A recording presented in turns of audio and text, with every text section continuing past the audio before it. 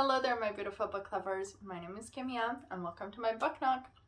For this video, I was thinking, you know how sometimes you really need a good cry to really just get everything out, to start anew, start fresh, and just have a better sense of calm and really being able to be in a position that realize that I cried and now it's going to be okay, or I will take care of it, or anything of that sort. And for me, usually when I want to have a good cry and just get it all out, I listen to a lot of music and sometimes watch some movies.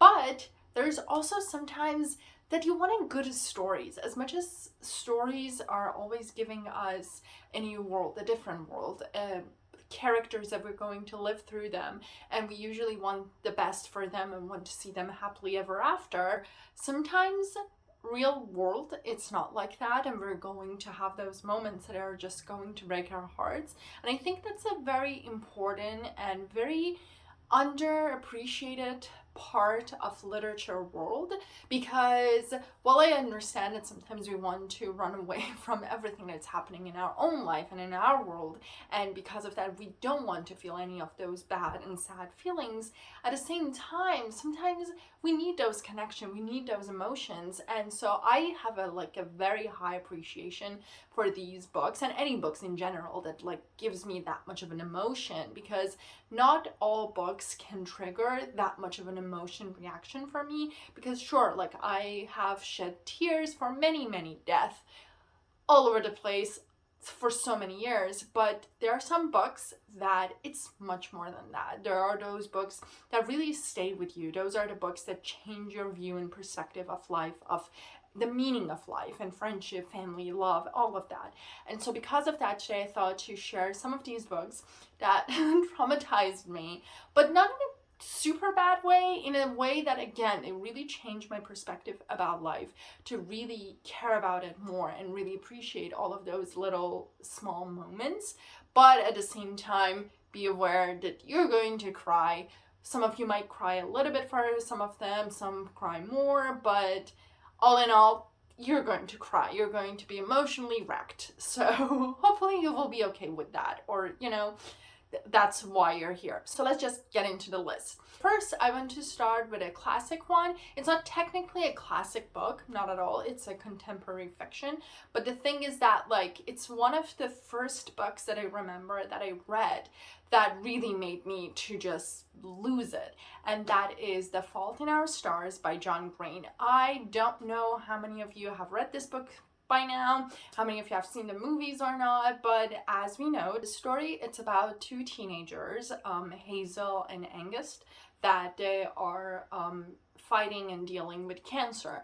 And so it's the journey of them going through all of these different treatments, the group meeting that they have, and really looking through their relationship, their friendship, the friends of theirs, and their families, how it's affecting them, how their point of view and perspective has changed because of this issue. And this story, it's really interesting because you're reading it through the eye of two people who have not really lived their lives much. Because for me, for everyone, I'm pretty sure the death of an older character, it's always much different compared to a younger one, because simply for an older character, an older person in general, even in real life, as much as you feel sad, obviously, but at least you're happy that they have lived hopefully a happy long life. But when it comes to a younger person, it's you feel so sad and heartbroken that they didn't really get to experience a lot of things. And so I love this book so much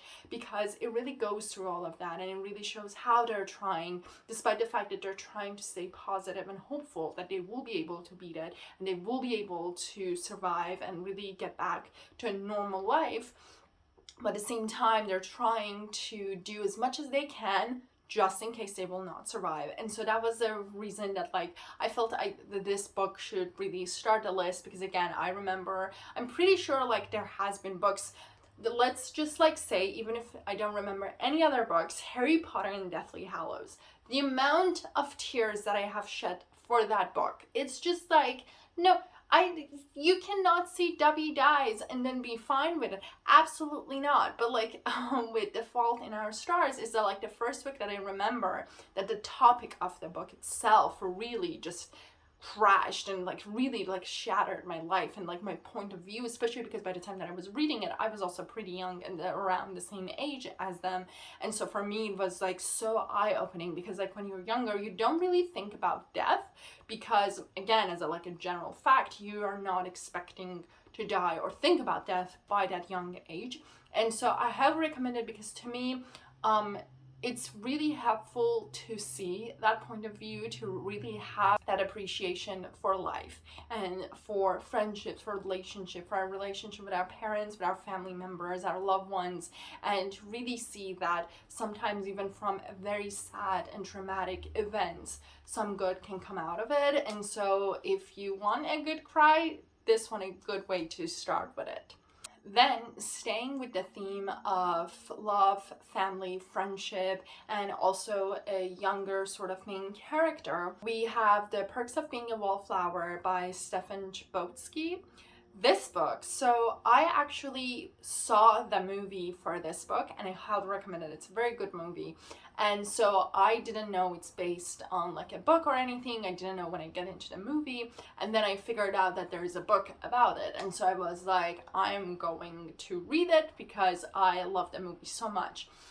And then, so in the movie, it touched on some of the aspect of the like the darker side and the trauma of the main story, but it doesn't really showcase it well or fully, at least in my opinion. When I watched the movie for the first time, I didn't get that fully. I didn't understand what was really affecting Charlie and what was it.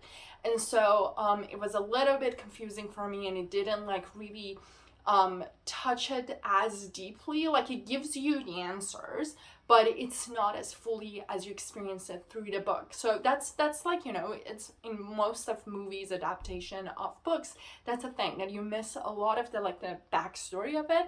And so when I read the book, it affected me so much more, because I also felt much closer to Charlie, because the way that the book is written, it's really through Charlie's notes and like letters and like diary and everything that is related to that. And so you are living in his head, really, in a sense. And so you are experiencing all of those emotions, the emotions that he doesn't know really where they're coming from. A lot of the story of and the memory that he has been sort of avoiding, and or like not even remembering it, just because how traumatized he has been as a young child. So you are discovering this story with him, and everything starts to click for you the same moment that it's clicking for Charlie. And so because of that, I was much more invested in it. And so it's a great book. Honestly, it's a perfect coming of age sort of a story, and you feel all the feelings for Charlie and his friends and everything that he went through. Hopefully it's I have to give sort of a disclaimer that if you don't know, that there are some SA topics that it's there, so you have to be aware of that. But in general, it was such a beautiful story, and also to see Charlie going through all of these different stages of grief, of depression, and coming out with a lot of sense of hope, and really just having a better, brighter future, seeing a better, brighter future for himself. And so I loved it. It was one of those books that, while I cried a lot for everything that happened to him, at the same time I was really, at the end, was so relieved for him and so happy for him. And it was one of those stories that stayed with me with a sense of like, I don't know what's the word to really say it. It wasn't like I was really sad because of everything that happened to him, but at the same time I was happy that he was able to overcome all of that and to really be able to grow out of it and really find a group that weird, not usual people, that really, like, weird in a good way, you know, that group of friends that are not really a thing, but they are a group of mix of different things. And it's just like so lovely to see that and see all of them going through different things, as most teenagers go, because like it's just that time of your life that, like, you know, a lot of us experience different things. And so I highly recommend this one as well, because again, it's, if you're looking for a story, it's a coming of an age, that it's really beautifully written and it's about an important story and it's portrayed in a way that you can really, without traumatizing you too much, still get you to feel all of those feelings and really relate to it and really be able to learn from it, to grow with it. And so it's a great movie, an even better book, and I highly recommend it. The next book on the list, it's also in another younger sort of a main character, but she's even younger, and that is The Book Thief by Marcus Zusak. And this book, oh my god, this one is sort of more of a classic, not in a sense of that like classic, but it's one of those books that you have to read at least one time in your life. So the story of the book, it's about this young girl that she's living in the Nazi Germany during World War II, and she is living with a foster family. And so she started to discover the world of literature thanks to his stepfather or like foster father, and because like he's teaching her how to read. And so she started to really appreciate the world building of literature, and she started to steal books and to be able to like share stories with her friends and with herself. And the reason that I love this book, because at the same time we have this other main character that he is a Jewish fist fighter that is sort of hiding with this family, with her family. And so they are trying to like sort of protect him.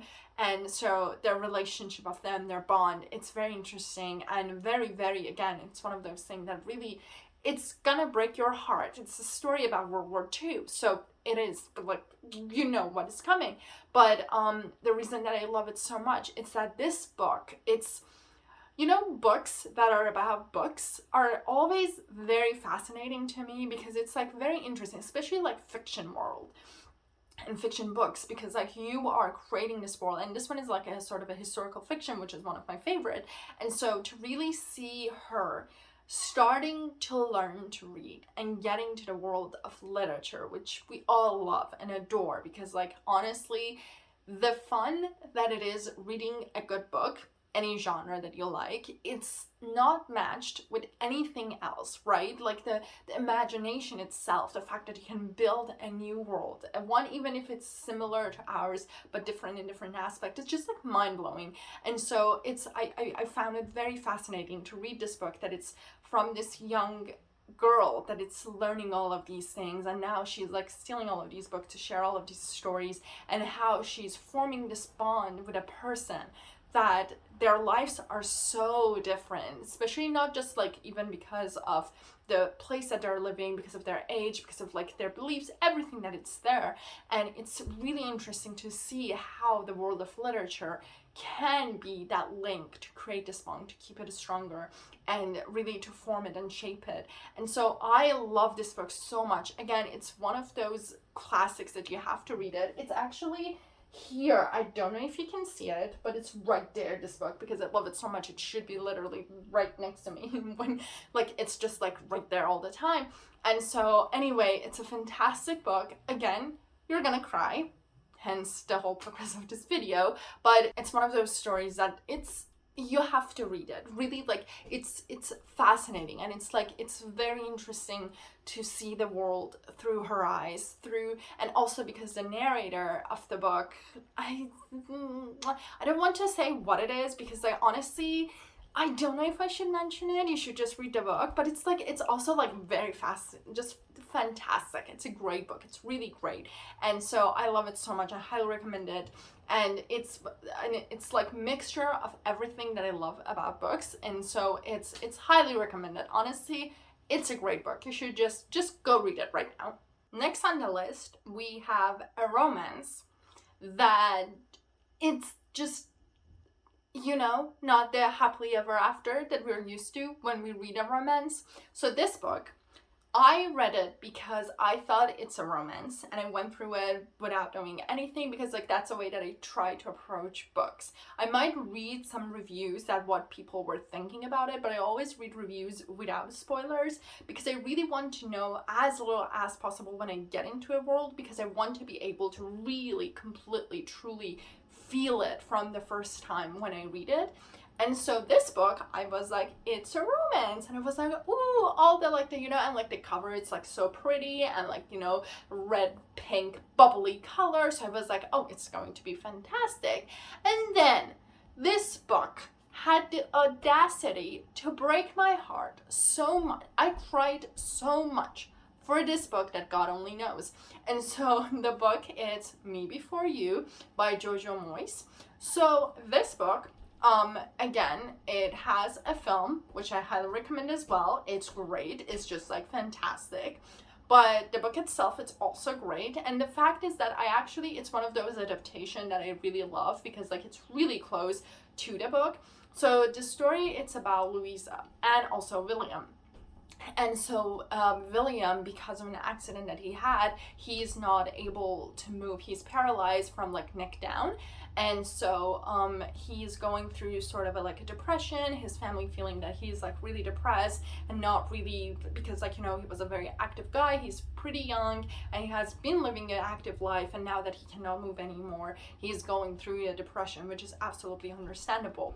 And so they decide to hire Louisa as just a companion, really, not a nurse, because he has his nurse that take care of him and all of that, but they really want her to be his companion and really like bring him back to life.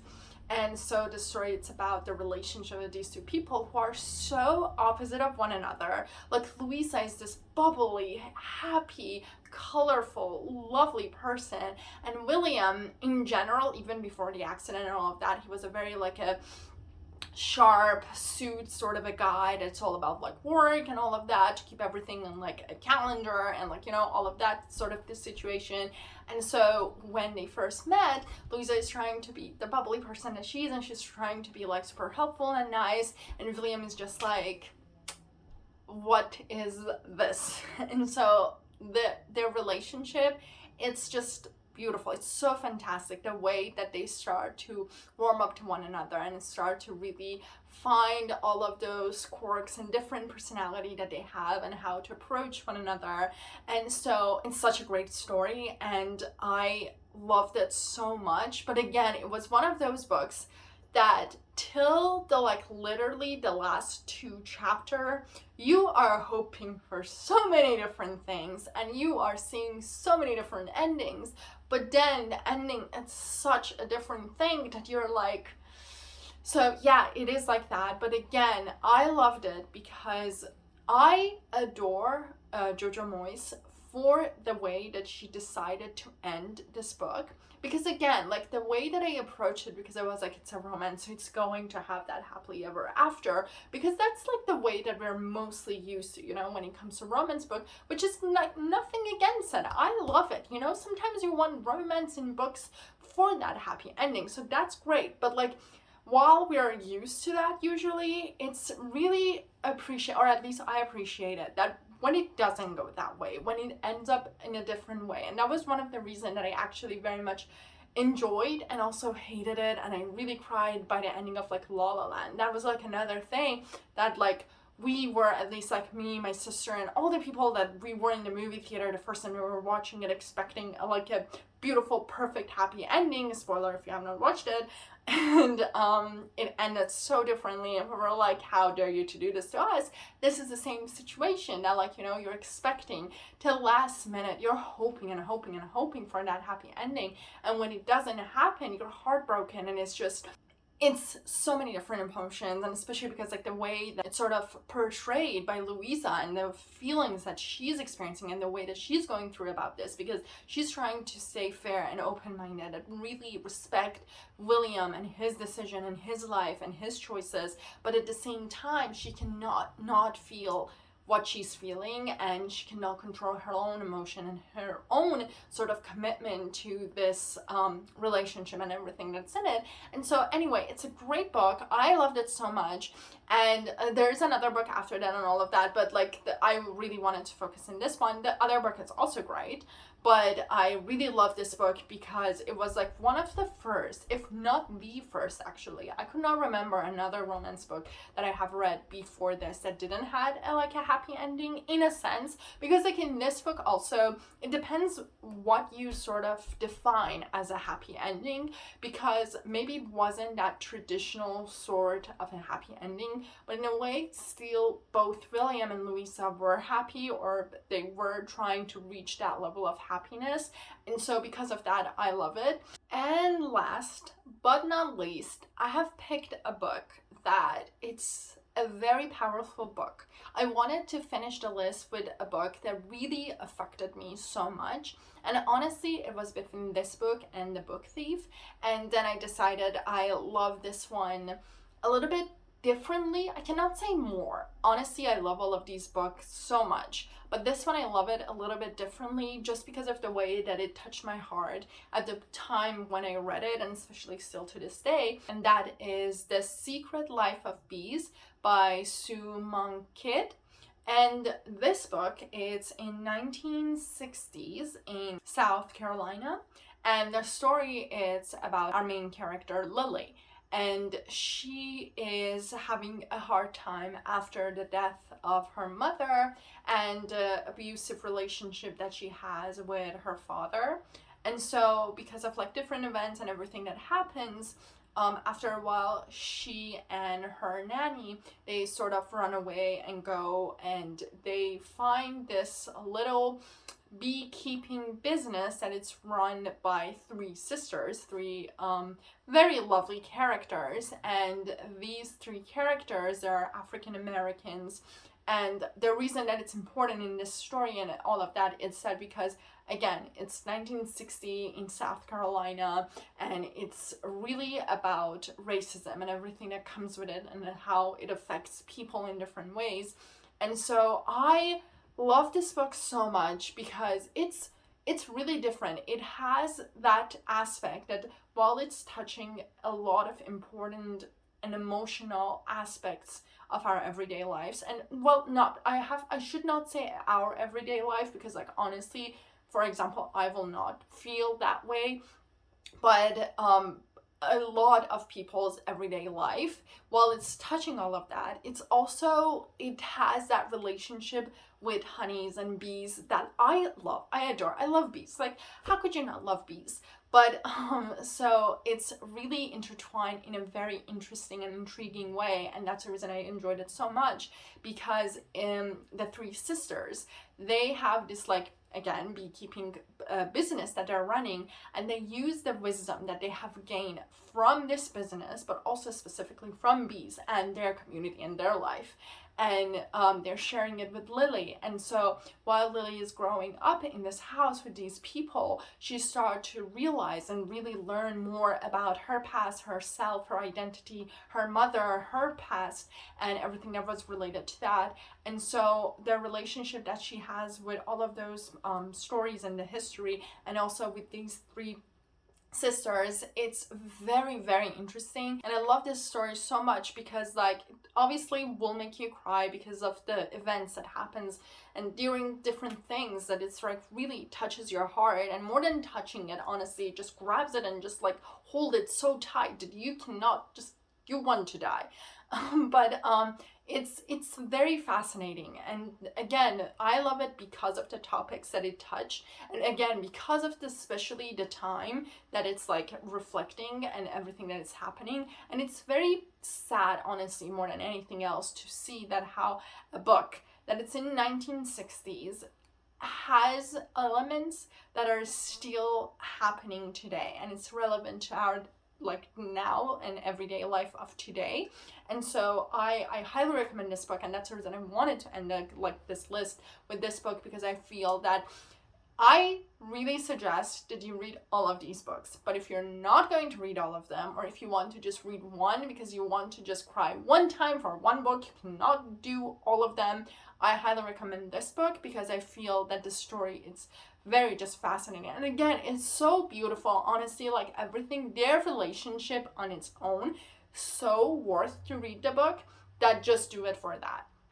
And so yeah, I think that's the perfect way to sort of end this video. And I really hope that you don't cry too much, but just enough to really get some bad emotions and things out. And that's the reason that I love, and I thought to do a video about this, because like, you know, that's a great thing about crying. When you're overwhelmed, when you're feeling sad, that's a whole purpose of crying. That's the thing, the hormone that it releases and all of those tears that you're shedding, and it actually is getting rid of all of, and at least most of those bad feelings. So if there's a day, a time that you're really feeling all of those things and you want to get rid of them and you want to read a book to do that, give a try for any of these books, and I'm pretty sure you will achieve at least a little bit of sense of just relief, and I hope it will work for you.